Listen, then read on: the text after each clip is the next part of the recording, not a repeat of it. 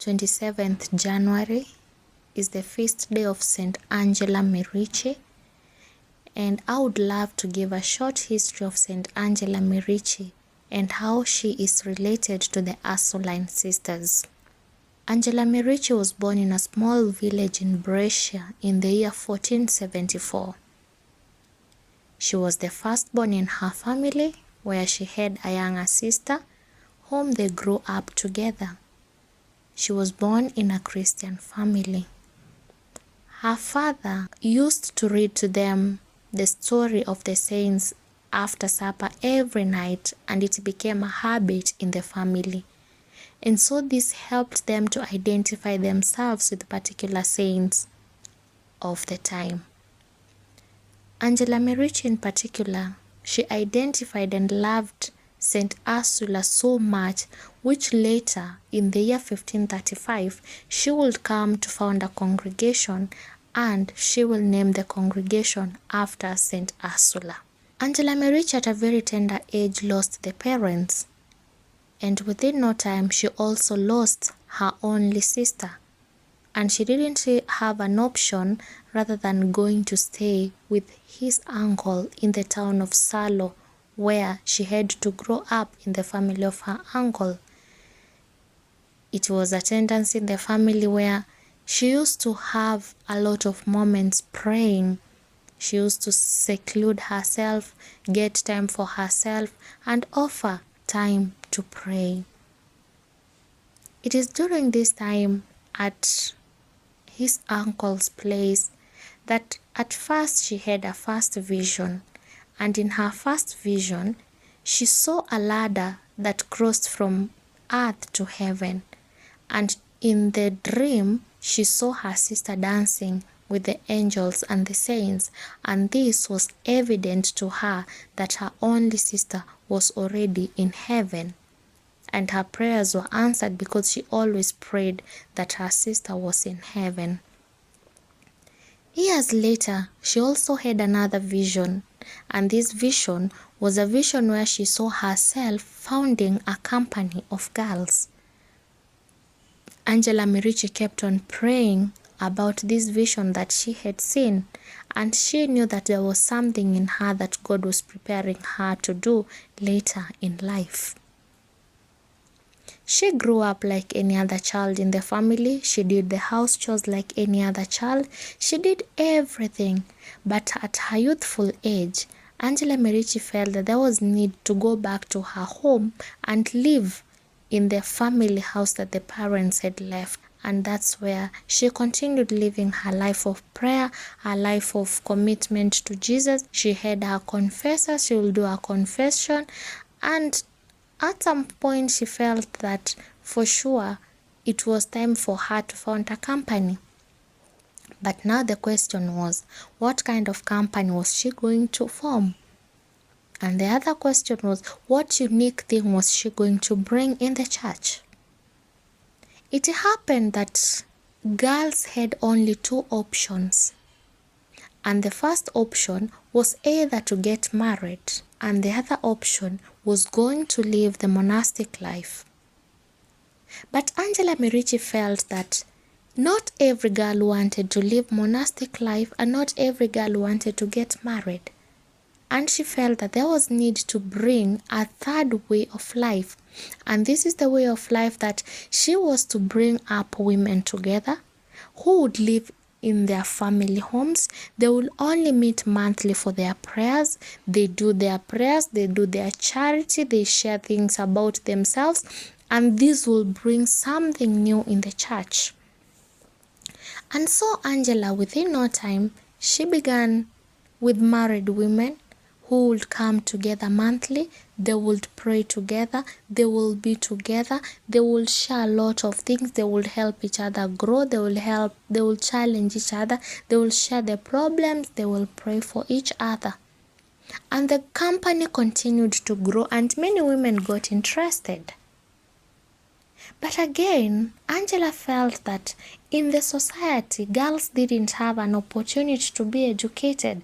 And so she felt through these girls that she was bringing together, they would have time to learn simple things like writing, like reading simple things, like having the literacy skill. And so this continued to develop in these women. But it reached in the year 1535, and Angela, with her company, she felt that they were strong enough, and she felt like they needed to kind of establish themselves and present themselves to the church like women who are ready to bring something new into the church that had not existed before. And this is when they came together, they were accepted in the church, they received their first rule, and on 25th of November, the feast day of Saint Catherine of Alexandria, the 28 women that had come together, they signed the book of life to confirm that they were part of the company of Saint Ursula. And they gave themselves the name the Company of Saint Ursula, and they had their first Mother General as our Mother Angela. And so these women continued to grow, they continued to spread the word, they continued to do the active ministry, they continued living in their homes and coming back. They would meet once in a month, and that became part of them. Years went by, Angela had grown old, and on the 27th of January, called all her daughters and told them that it was time and that she was leaving. And she promised them that she will always be in their midst, more active than she was when she was alive. And at dusk, Angela closed her eyes and she rested in peace. And that's why her feast day is always celebrated on the 27th of January. By the time it was 20 years, the company had grown big, they were known all over, and the women now were becoming strong and significant people in the church, and the intention was mainly on developing the girl child. During the French Revolution, Bishop Charles Borromeo ordered that all the women that were outside, if they really wanted to be called religious, they were to go back behind the walls and live the monastic life. Some followed, but some felt that this was not the call of our Mother Angela, and they felt like Angela didn't want them to be behind the walls. Angela wanted them to be very active out here in the ministry. And that's why the other group, they had a division: the people who went into the monastery and the group that continued with the mission of growing and spreading the word as active people in the church. 18th, 19th century, the congregation had developed with a huge number of women who always felt that they needed to continue with what Angela had started. And that's why to date, we have the Ursuline Sisters in 54 countries in the world, and that is Ursuline Sisters of the Roman Union. There are so many Ursulines in the world.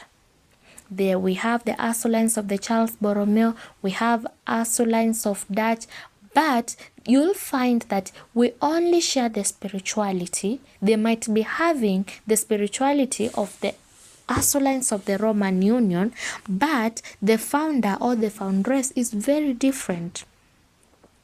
And so that's why we tend to take some pride and say that we are original daughters of Saint Angela Merici. That is on a light note. The congregation continued to grow, and today, as we talk, the Ursulines who find their root in Saint Angela Merici, they have a big union that was formed in 1900, having a lot of Ursulines coming together who felt that they needed to continue with that spirit of active ministry. This year, the Ursulines of the Roman Union have the pleasure to celebrate 125 years of existence. It's actually the Jubilee year of the Ursuline Sisters of the Roman Union, which was celebrated on 25th of November on the feast day of Saint Catherine of Alexandria, which is the feast day of the foundation of the Ursuline Sisters. To date, the Ursuline Sisters are working in schools, They are working in the hospitals. They are doing social work.